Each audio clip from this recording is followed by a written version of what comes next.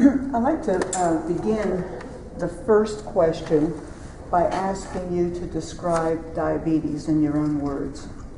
When you hear the word diabetes, what do you think about? I think about a person who has problems regulating their blood sugar. Either it's too high or too low. Okay. Do you yourself have diabetes? I do not. Okay. And what about in your family? No. No one in your family has it? Okay. So then tell me about what has been your experience with diabetes? I taught at Neshoba Central High School in Philadelphia for 11 years, and one of my best friends, who was a teacher, fellow teacher, her room was across the hall from mine, and she had diabetes, has diabetes. And it was a constant struggle for her to keep her blood sugar regulated. Her students would come across the hall some mornings and say, you know, Miss Cunningham, something's wrong with Miss Thomas. We can't get her to answer us, or she's acting strange. Or I would go over, and if I could tell, you know, that she needed some orange juice, she always kept it in her little refrigerator. And our principal was also diabetic. So if I couldn't figure out what was going on, I would send for him. Mm-hmm. And he could usually figure it out. And she eventually got a pump, which has worked for her. Did she have type 1 diabetes? I believe it was type 1. Okay. All right.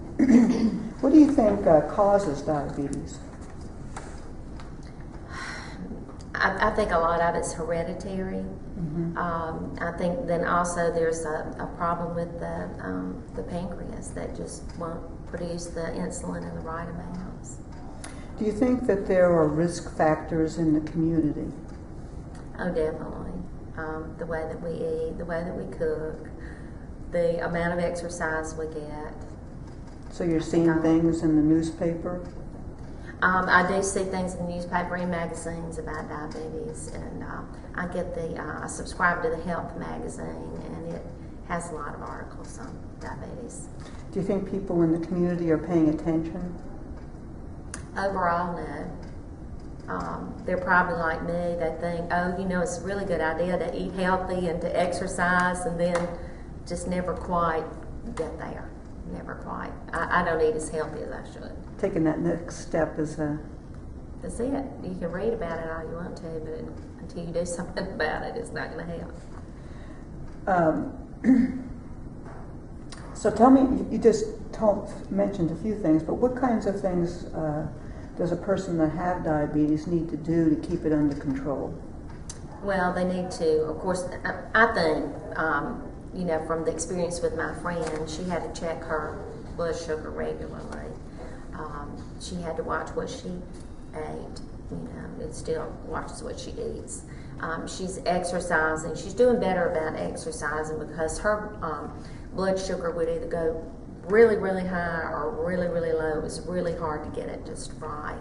And she found that the exercising, she joined a gym in Philadelphia, and that's helped her. So that's made a difference. It has made a difference. Okay. Do you know other people with diabetes? I do. I hear people say, you know, I'm diabetic, and I've met, like Janice told you, I'm campaigning, and I've met a lot of people, you know, in campaigning that say I'm diabetic, but Cindy is my closest friend that has it. That's been really my only personal experience with diabetes. So as a campaigner and thinking about all of the problems in the community, where do you think this particular problem with diabetes might fall in all of those things? Is it top, or would be closer to the bottom of things you would be concerned about? Oh, that I would be concerned about?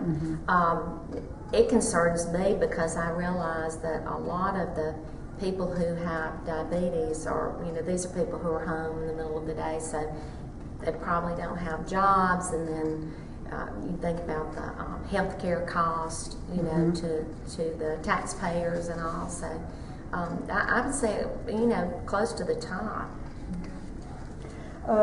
What do you think the most important things the person with diabetes has to do to control their diabetes? Watch what they eat and exercise. Okay. Of course, see their doctor. Go to a physician for it. Do you think that family members play any role in the way people manage their diabetes?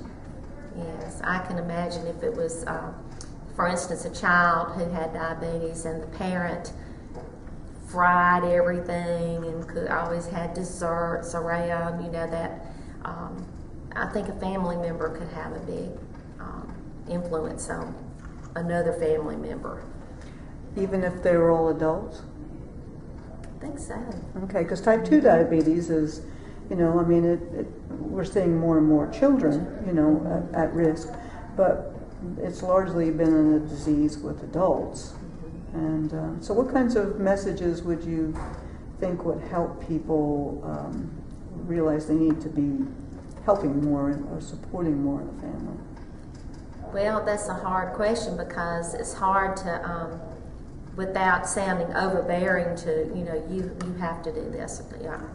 That's a hard question. Maybe, and I don't know, the doctors may give out literature to parents or to other family members, about what you need to cook or what you need to keep at the house. Because I know how I am. If I keep sweets at the house, I'm going to eat those. I just love sweets. And so it's really hard for a lot of people to control that. And I think it has a lot to do with what's kept in the house, what kind of food. So maybe shopping matters. Oh, yes. What you buy. Right. Now I know in like Walmart, when I go in to shop, or some of the grocery stores, they'll have the, kind of a little aisle sometime with sugar-free foods or whatever. But it's usually up at the front. It's usually in Louisville. It's in the pharmacy area. So it's not something everybody passes by. And maybe the layout of the grocery store would help, with maintaining that. If there was a diabetic aisle or something like that, maybe not put that label on it. But what about fruits and vegetables? People here eat? Well, people here eat a lot of fruits and vegetables because a lot of people have gardens. It's just a lot of people fry and, in the fat and oil, so I don't know that kind of defeats the purpose. Do y'all use lard in your cooking here? Well, some of the communities do. I don't in mine. Well, what do you think families could do to be the most supportive of a person with diabetes? Well, the food staples that are kept in the home, in the refrigerator, making that easy. Maybe exercising with the person, maybe a walking routine or joining a family, an exercise, a gym, a club that the family could go to together. Started some kind of, or maybe, getting out playing tennis together or some kind of sport. Okay. What about friends and neighbors and co-workers? What kinds of things do you think they can do? Well, I can speak as, being a co-worker and having a friend that was diabetic. I just kind of kept my eye on her, throughout the day, and I could notice little changes in her personality that, I'd say, now, do you need to check your blood sugar? So that would be a way that a coworker or friend could help. Family members too, just noticing changes in behavior. And you said you were teaching at school. Yes. So I know that one of the things I hear people talk about in their workplace, that they're taking walks, You ever do anything like that? Well, we have. In fact, we had a group at, I teach now at a little community school called Not So Pater, and we had several teachers who would walk after school in the afternoons. Do you think that has any influence on the young people who see you doing that? I would think it would. Yeah. Do you think there's things in people's homes or neighborhoods or in the bigger community that put people at risk for diabetes? In larger communities? No, Or in this just- in this community. In this community, in Winston County. Things in the community that put people at risk. I can't think of anything just right offhand that just blatantly stands out to me. Do you think that there might be some things that can be done to prevent diabetes? We're a pretty sports-minded community, but it seems to be more of a, a school thing, high school teams and, all that.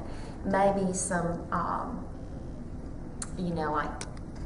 some cities have like Volvo tennis teams, tennis leagues for the community, not affiliated with the school. Or now some of the, I have not heard of this as much lately, but we used to have communities that played softball and they would compete against one another. I think there's some, but it's not as big. So there's no adult kinds of activities once the kids are out of... Not really. Yeah. What about the use of the local parks and recreation areas? Do you think local people use those? We have some really nice tennis courts in our Ivy Park, and you'll see those being utilized some. Of course, the high school teams use those to practice on, but you don't see a lot of adults.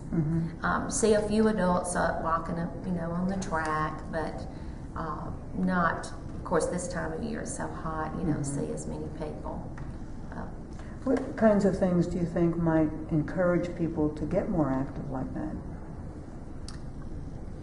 Well, one thing that my sister-in-law works for Blue Cross Blue Shield, and they really encourage their employees, and I can't remember all the specifics, but there were some incentives that Blue Cross offered their employees, for keeping their weight at a, whatever the median weight was for their height and so forth. And, maybe something like that. Maybe there's some incentives that businesses could offer their employees. Maybe a cut in their medical insurance rates or something. Sure. Do you think there's things that schools could do to help kids be healthier? Well, other than what's being done, I really don't know, because I know they, in the school cafeteria with the state of Mississippi, I know that they, there are certain things they can't serve, the fat, they serve the lower fat foods, and the foods have gotten healthier. They don't serve fried foods much and that type of thing. The kids are required to take a PE class. The little ones have PE often, just I believe it's every day now. How about the high school? High school, if they're not in some kind of sport, they have to take a PE, but I'm not sure if that's every year now. It's just recently changed. Are there after-school activities where, besides the kids who are playing or in teams, can actually do some activity? Connected with the school? Intramural sports or anything like that? No. Now there is, we have a Boys and Girls Club and we have a CAPS program, but that's only for, children that sign up for that, and they will have like an hour of activity in that. And what's the CAPS program? It is a federally funded program, and it is for children, let's see, I think it's first when CAPS is Boys and Girls Club, and I'm on that board, so I know we first through 5th grade. Okay. And then the CAPS program picks up the 6th through the 11th grade children for tutoring, basically, is what that is. Okay. So, what do you think is the most important thing that people need to know about diabetes? That it could happen, anybody can have diabetes. And you're not always, well, most of the time, I don't guess you are born with it, but you can develop it later in life, not just as a child. And so your lifestyle, your exercise, the foods you eat, all of that comes into play with whether you're diabetic or not. So, one of the messages might be we could prevent it? Yes, I would think so. In a lot of cases. I don't know about all cases, but I know that, yes. If you're going to make changes in your own neighborhood or the county, since you're involved, what might you do to think about preventing diabetes? I think the intramural sports is a great idea. We did several years, probably 10 years ago, have an adult tennis league here. there were a lot of people involved in that. But activities that people could get together, free activities, because not everybody has the money to join a gym, but maybe exercise classes that would be open to the public, where anybody could come. Like you said, though, it's pretty warm here in the summertime to get outside. It's very, very warm here in the summertime. But you have quite a bit of farming. We do. So some people are out doing their garden work. Oh, yes. And in the middle of the day, a lot. Are any of the schools promoting community gardens? Or churches? I'm trying to think of the group. The group at Dean Park has a community garden. But that's really the only group that I know of here that has anything like that. Do you think local people would catch on to that? I'm not sure if they would or not, because a lot of people that want a garden have their own garden space, and they just kind of do their own thing. Maybe it's finding ways to encourage more people to do it at home. Probably. Seems like most people have a nice sized yard. Right. May not be the right soil. Sometimes the soil doesn't make the best garden. Right. Is there anything, you're involved in a lot of civic groups and boards and other community organizations. What kinds of things do you think these groups could do to actually begin to think about making a change in people's health? Well, I'm on the Habitat for Humanity board. Perhaps we could, when we build a home, perhaps we could build raised beds, or encourage that family to raise their own vegetables. With the Boys and Girls Club, maybe a community garden would be, if we could find a spot that the kids could plant their food and maybe even cook their own food, just for some activities. At school, I'm not sure the classroom teachers probably could do something with the children. Have to get the message to the teachers first, then. Right. Yeah. Right. Yeah. Cooking is a problem. It seems to be a little problem that a lot of younger people don't know how. Right. To cook. Right. Any ideas about how to help change that around? Well, in the South, we love butter, and a lot of people do cook with lard. If there was some way to get the message out about maybe different ways to season the food. But you would think that people would know that with all the cooking shows that are on television and the magazines that have all the ways to cook light.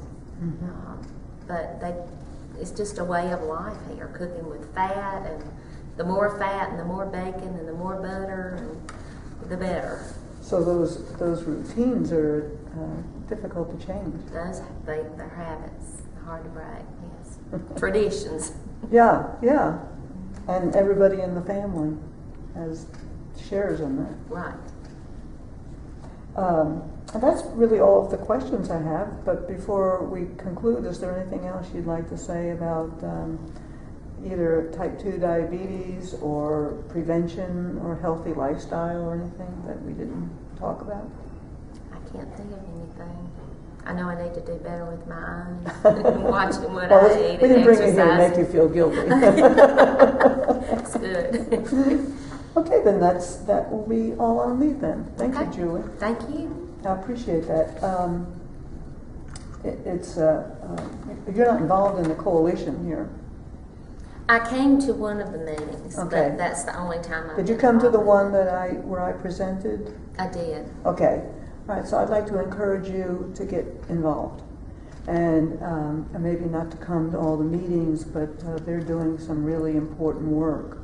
And if at all possible, to get you involved once they decide the directions they want to go. Because it's going to be about making some changes in policy and environment and things people are doing.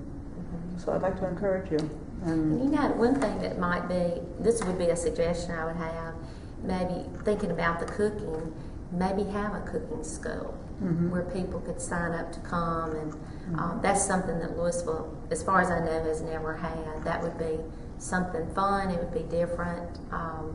That we might have a good response to how to cook without all the fat. Well, right now, so many people are used to using that packaged food, you know, that you just add water and microwave. So they're not necessarily thinking about how you really prepare things from scratch like we used to do. Okay, very good.